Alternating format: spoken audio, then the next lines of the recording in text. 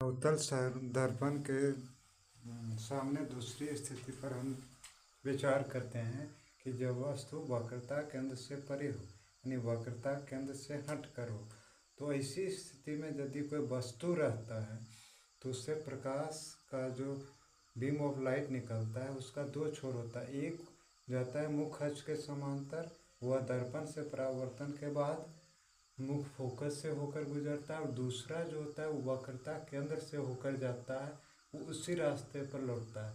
तो यहाँ वक्रता केंद्र और मुख्य फोकस के बीच में दोनों किरण कर रही है, तो प्रतिबिंब वक्रता केंद्र और मुख्य फोकस के बीच बनेगा। यह वास्तविक होगा, उल्टा होगा और वस्तु से छोटा होगा। अब हम तीसरे स्थिति पर विचार करते हैं। वीडियो में मैंने आपको क्लास 10 का बताया था कि वस्तु कहाँ रहता है, प्रतिबिंब कहाँ बनता है, तो उसका मैं आज किरण आरेख बता रहा हूँ। किरण आरेख में आप ध्यान दीजिएगा कि पहला पोजीशन था वस्तु का जब वस्तु अनंत पर स्थित हो, when the object is at infinity, यानी वक्रता केंद्र है, वक्रता केंद्र से आगे वक्रता केंद्र से परे होता है, उसके अगर आगे हो तो कोई वस्तु को कहा जाता है कि अनंत पर होता है।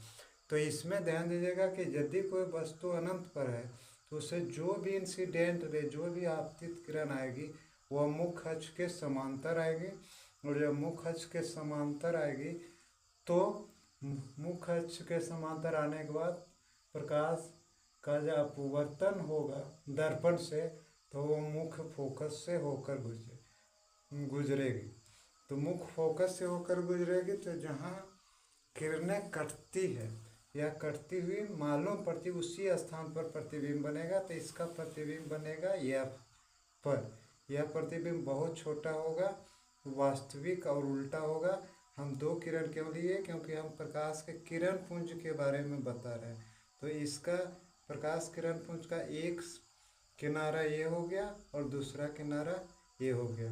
अब मैं आपको दूसरी स्थिति के बारे में बताता हूँ।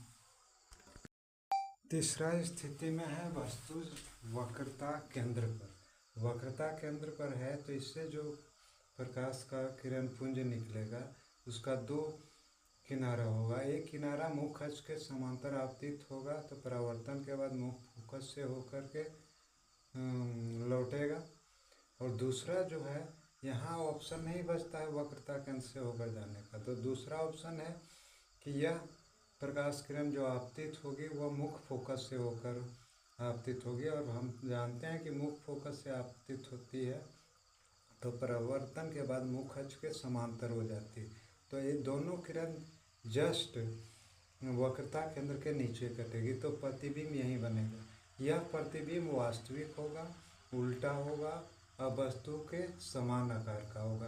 तो आज के वीडियो में मैं क्लास 10 का 3 ही स्थिति में बता रहा हूँ। कल मैं 3 स्थिति बताऊँगा। अगर आप मेरे वीडियो मददगार समझ रहे हैं तो प्लीज़ लाइक और सब्सक्राइब कीजिए।